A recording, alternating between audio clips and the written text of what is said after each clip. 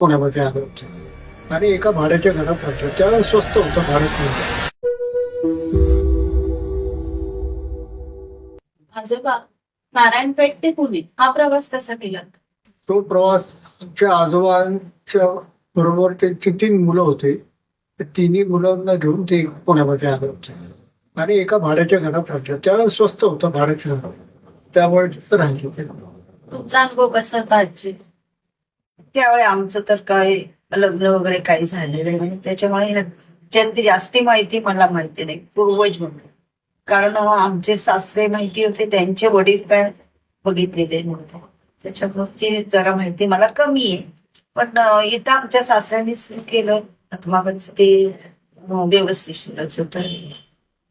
सुरुवातीला त्यांनी पैठणी केलं, प्युअर पैठणी होतं आणि रेशीम साड्यांची करायची. म्हणजे तुमची आवडीची साडी कोणती होती?